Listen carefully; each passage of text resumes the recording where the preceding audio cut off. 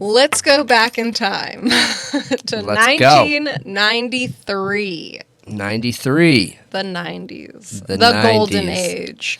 The generation Gen Z is now so obsessed with. I think it's like the Bronze Age. Is it? I don't know. That just sounded... I don't care. It's just terminology. It's some kind of age that has some sort of metallic substance before it. Okay. Yeah. Cool. Anyway, so we're going back to New Jersey, 1993, Passaic specifically, and we're talking about the case of Divina Genao, which was a little 7-year-old girl born February 12, 1986.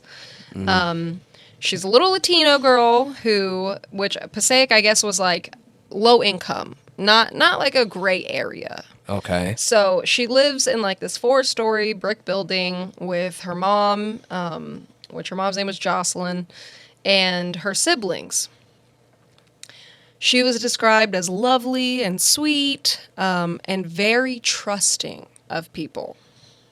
She grew up like playing with all of these friends in this 4-story apartment building. Like there was tons of little kids there and families, all Latino.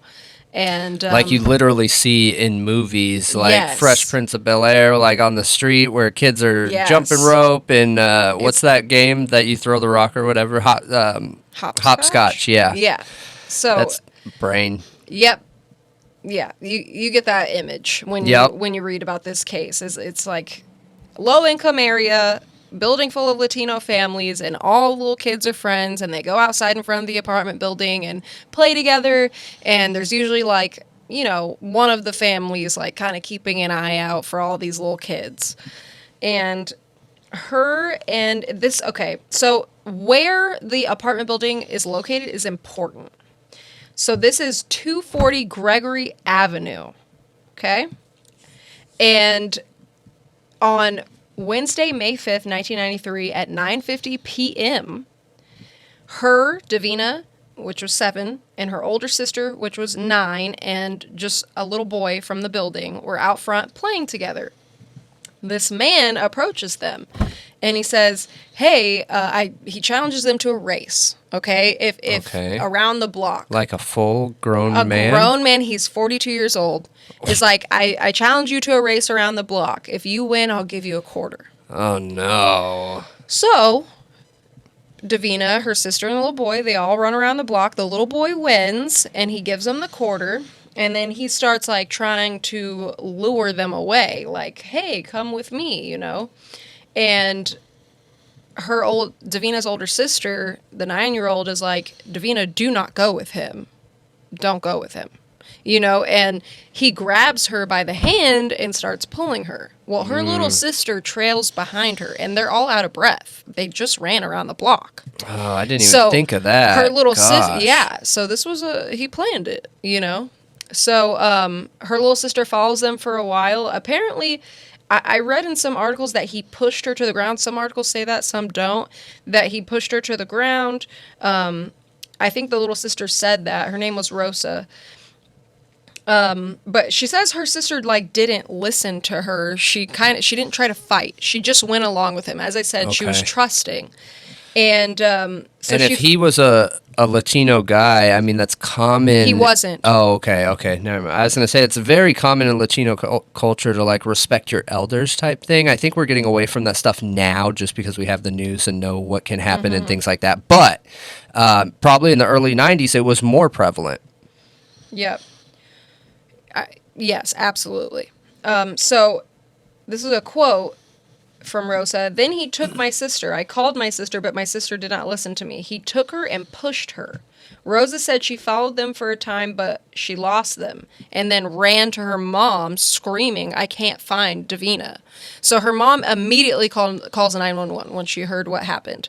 And the police act quickly. I believe it said within 17 minutes of her going missing, they were knocking on his door. Oh, what? It's crazy. Knocking on the guy's door?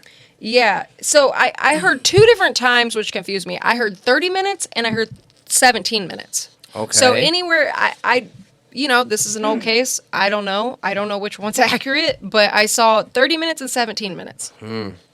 So either way, that's good. Either way, that's super good. He lived right down the street at 115 Gregory Avenue. Right down the street. What was He's the a original neighbor. address? The original one was 240 Gregory Avenue. So pretty close. Very close.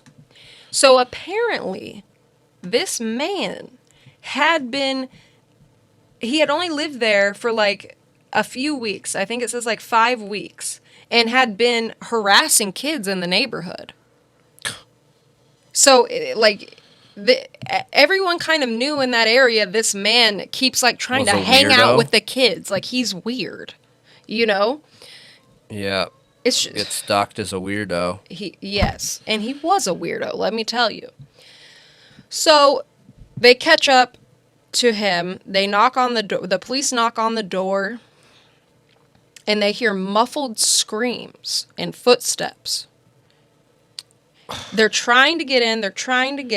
They finally get in, and this monster, Conrad Jeffrey, who is 42 years old, he had a long rap sheet, was a career criminal, Okay. Very violent rap sheet, okay?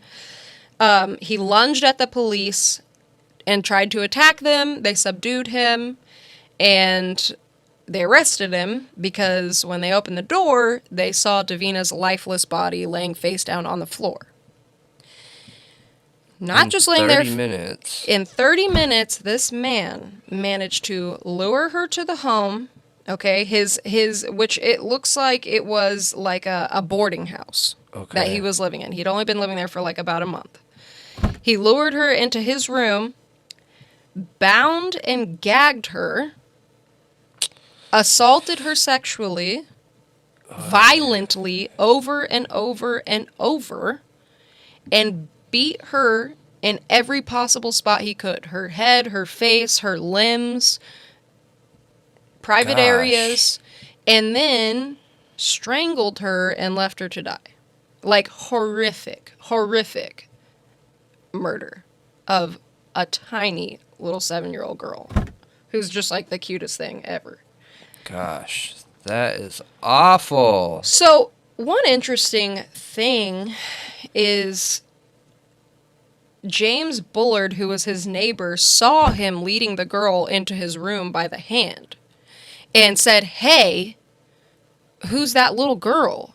And Conrad says back to him, "Oh, it's my friend's kid." And he just, like, he's like, but she wasn't resisting. She literally just followed him in there, like, totally calm. And he said he went to go eat dinner, but he couldn't. He's like, I had no appetite. He's like, I could just feel it. I could feel that something wasn't right. He said then he went back outside, like, literally just a few minutes, because this all happened pretty quickly. Yeah. He went back outside, like, a little bit later, and Conrad was out there, and he's like, no little girl. And Conrad told him he was going to go take a shower and go to bed. And then literally moments later, the cops show up and start, like, busting it in. And he was there when they opened the door, and he saw her there and said that she was gray and lifeless and face down. He saw all of it.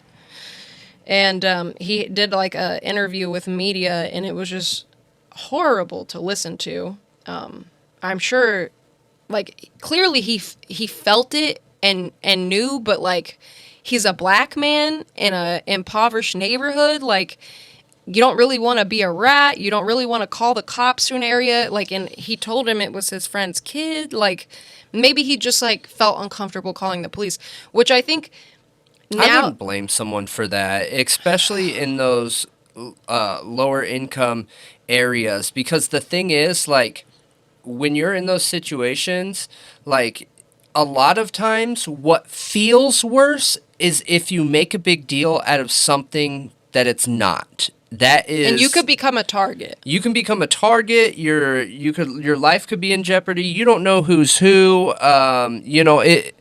You're just trained not to do that. But clearly, he felt like something was up enough to be like, oh man, I just, like, literally can't let it go. You know what I mean? Yeah. So I mean, he was very cooperative and, like, told them all of that. Told the media, told the cops and everything. But there's kind of a lot to talk about with this, because you have the issue of media coverage because it was a Latino girl, and this was not an isolated event by any means.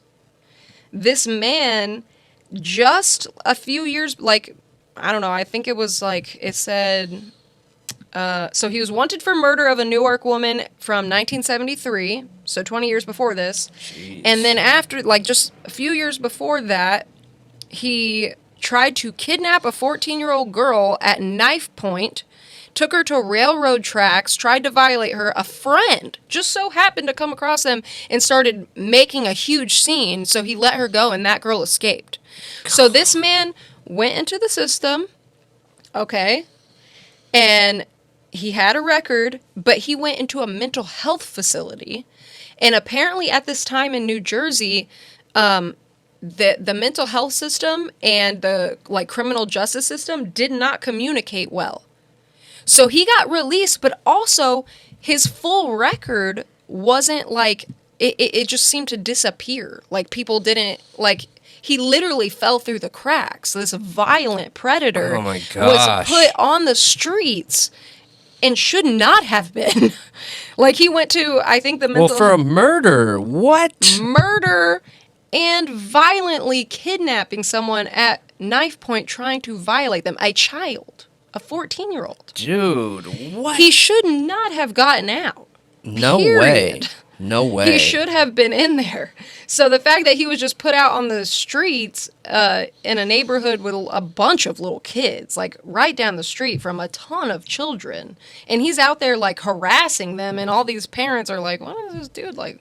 You know, like coming around talking to our kids all the time.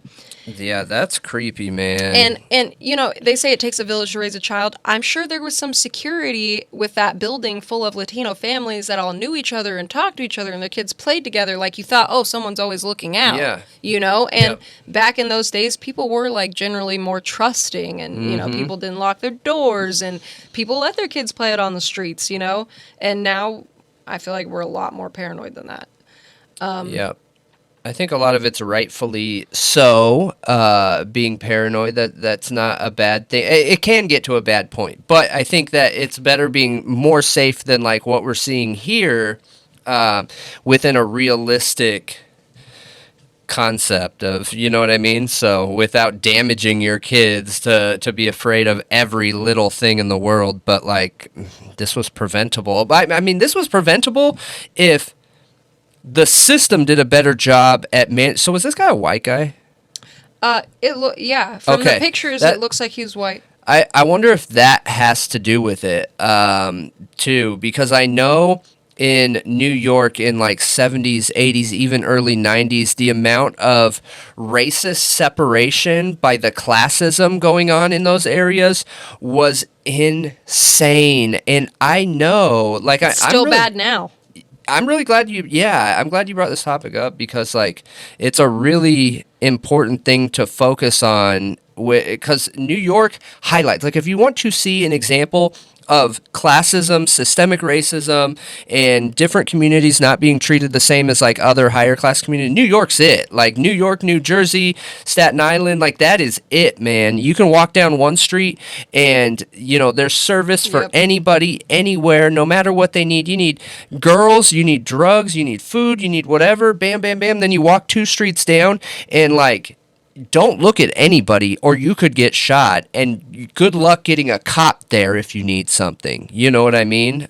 Yep. So that is still amazing the cops got there so quick. I wonder if they were just happened to already be on the street. It just really sucks. It almost sounds like if they were just like 5 minutes earlier, dude. Well, this was a reoccurring problem in that state and at that time. And so I'll finish her case and then I want to talk about something else. But so he would not have been able to do this if it weren't for the laws in New Jersey's legal system at this time. But he was sentenced to 75 years, no parole. He's dying in prison. Good. But no more slips. During his arraignment, the Divina's teenage brother attacked him in the courtroom. No like they were going to way. take him out, and he jumped over the guards and like got him. And there were people protesting outside the courthouse and stuff too. No way. But the mother, she tried to do lots of media coverage over it. This was only covered by major news for a week. A week. And then you had like little updates in the newspapers. They're honestly and stuff. lucky to get that, because normally major news would not cover people of color. Yeah, it was a week. But, okay, this was a part of an ongoing problem in New Jersey. So, I have a newspaper clipping here that I will put up. You also have and every single one of these cases is a predator who had been a convicted predator who was let out and shouldn't have been, and put in a neighborhood with children. Like, and nobody knew. No. Nobody knew. Like, they weren't informed, okay? I didn't realize that's what you were There was talking no about. registry. There was nothing for the, neighborhood parents to know this person is a convicted child predator. So you have Joanne D. Alessandro.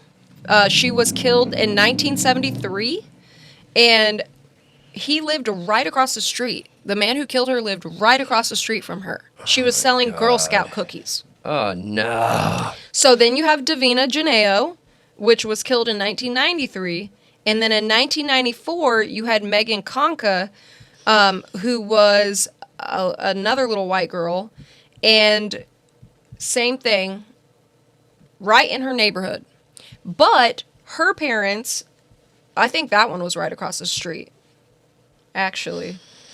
Neighbor's house in Hillside while delivering Girl Scout cookies. So Joanne was Girl Scout cookies. Divina was a guy just down the street. Megan was right across the street from her house. Jeez, man. So people kept talking about this, like, what is going on? And I believe I was looking at newspaper clippings, because there is a website called newspapers.com, and people contribute newspaper clippings. And I can link this specific person's, like, if you want to look into read all of the media from this time, these newspapers, they have tons about this. And it looks like, honestly, there may have been more girls that were killed but in these years in the similar situations, because the mental health system, like, No. and the justice system were, like, churning out these predators onto the streets.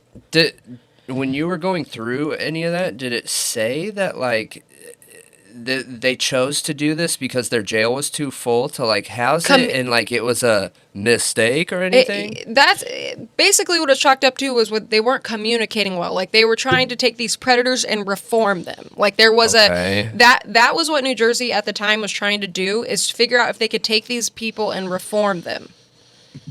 But they ended up just falling through the cracks. Like, there was no follow-up in it. These people were half-assed, went through this, like, whatever reformation, and then just sent out onto the streets with nobody, like, monitoring them, making sure that other people in the neighborhood, like, there was none of that. Now we have the registry. Like, you can look up to see if predators are in your area, like, stuff like that. We didn't have that. You can... On one of my credit apps that I have just for tracking credit and, like, to make sure no one steals your identity or anything like that, it's built into that. You put your address in there and it lets you know if a predator is near you. Wow. Yeah, credit. That's pretty cool. It is. It's random but nice. So the last murder that I mentioned from this newspaper clipping, Megan, ended up, her parents got Megan's Law passed. Okay. So it's named after her, clearly. But it was passed in 2003 so that it ruled that information about potential predators would be publicly posted on the internet. Okay. That's what made there be able to be these websites where you can look it up. Good. So that's awesome, and I'm really glad that happened. Yeah, me too. But there had to be... I think it's important to remember, like, Megan and Divina, because Divina didn't get nearly as much media coverage as Megan or the first girl did. that were like, they were the three big ones, but because Divina was Latino, she didn't get as much as the other girls got. As much coverage. Yeah. That's awful. That's really awful. But her mom, Divina's mom, wanted the death penalty. She did like media interviews where she's like, I want him dead. Like, I want him to get the death penalty. But he didn't, of course. Which normally they take that stuff into consideration. If the family says, I want the death penalty, they'll see if they can make it work. If they say, like, no, I don't want that to happen, the prosecution will take that into consideration and be like, okay. Really? Yeah, I've seen it many times in true crime where the prosecution will take what the family wants, like, and actually give it some weight. You know, like, oh, let's make our decision based off that. Like the Chris Watts case, okay? Yeah. Shanann's family did not want him to get the death penalty. And the prosecution, like, was like, we're going to respect that and not do that. Why didn't they want him to? Their faith, I think. Because he's like, in order to do that, he's got to be a sociopath. So, like, if somebody's a sociopath, they're not going to feel... They might feel, like, remorse for losing their own life, but not taking somebody else's. You know what I mean? Mm-hmm. Oof, those cases are rough ones. So the problem and why this was passed is it says on the website, which I'll link the website so you can look at it, but it says, while the contents of state sex offender registries are public records and you have the right to see them, access is often difficult. You must know the name of the individual for which you are looking, and in many states you must go to your local police station and complete an information request form. In some states there are fees and search limits. Many states now maintain websites, but these often have limited functionality. The solution, Kids Live Safe, is an initiative organized focused on protecting kids from predators since 2009. Kids Live Safe have provided families with extremely powerful suite of top-rated web-based child protection tools to help you and your family be aware, be alert, and be safe. Kids Live Safe is not a government entity. So that's the problem. Megan's Law is like only in New Jersey. I'm pretty sure. Why?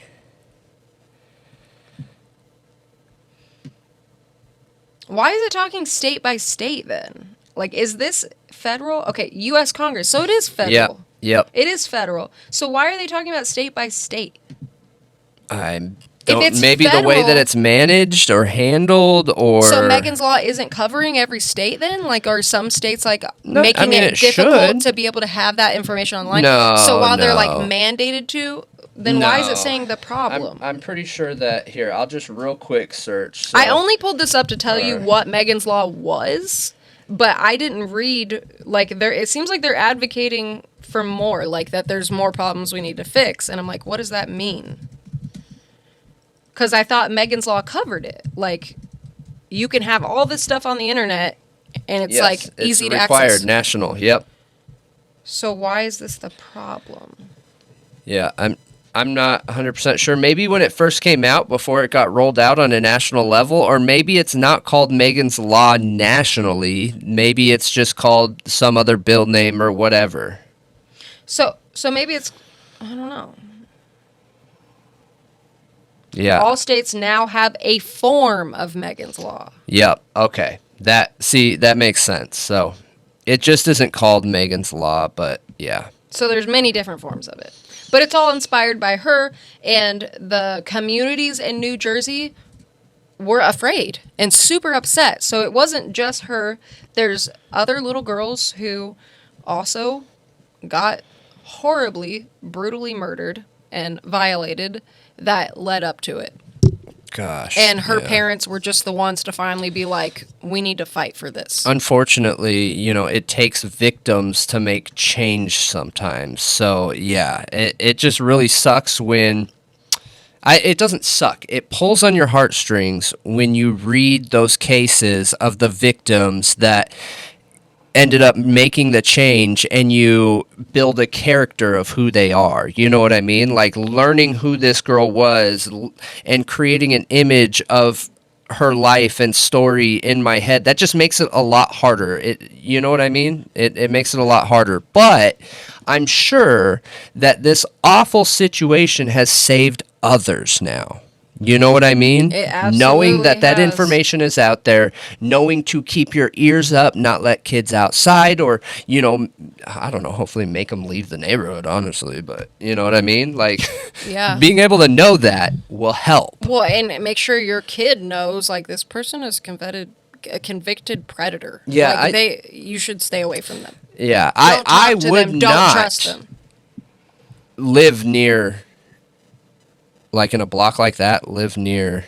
Yeah, but if you're in poverty, you can't I exactly get it. just get up I and understand. move. Yeah, I got you. You know what's I got really you. sad is this is an article from the year she died, 1993, and it talks about how, like, the police were literally minutes too late. I know. It says, see, this is another article, frantic 20-minute search. They're claiming 20 minutes. So, but minutes, like, they literally heard, it sounds like her die, maybe, because of the muffled screams and the, like, footsteps and running and shit. So, but Could apparently, be, unfortunately, this talks about, okay, it says Miss Genao, her mother, a native Dominican Republic, a native of the Dominican Republic, yeah, and her 2 sons and 2 daughters moved to Passaic 5 years ago from Long Island. Just last year, family members lost most of their possessions when a fire broke out in their apartment. So, like, they didn't have much. Like, they lost a bunch of stuff to a fire, it sounds like. Yeah. It's rough. It's rough. But she talks, this is where they talk about the interview of her saying she doesn't ever wish anything bad on anybody, but she wants him dead. Yeah, and to be clear, and I get it. No fault there. I want him dead. Mm-hmm. Oh yeah, I lost my thought already where I was going with that. I don't remember. Oh, yes, I do. Okay, so I just had to think of something else to think of what I was just thinking about. So these lower class neighborhoods or lower income neighborhoods, we just need to continue working on the police care in these neighborhoods. It doesn't have to do with this story directly. There's hoods all over the U.S., and it's very common to not get the same police care in the hoods as you do in, like, white suburbs. Now, some of it could be because cops are scared because of situations that happen. That's understandable too. However, cops are public servants. They are not administrators of the law and order and take things into their own hands. They are literally servants to the public. So we just need to continue getting better about that. The police need to train their officers on how to deal with de-escalation tactics, on how to manage hood locations. Like, cops have somewhat of power. So if a call comes in and they say, the C block, whatever, there's a harassment going on, a cop cannot answer that call because they know it's in the hood. Like, there are ways to make it delayed. There are ways to slow things down. And it's been proven, and it's common. It happens all the time because people don't know how to handle these situations and such. So we just need to keep getting better at that, is what I'm getting at. Yeah, I absolutely agree with you. And check it. The point of this true crime topic isn't, like, it is to tell you her story, but it's also to talk about the social, cultural issues, injustices that we've had and continue to have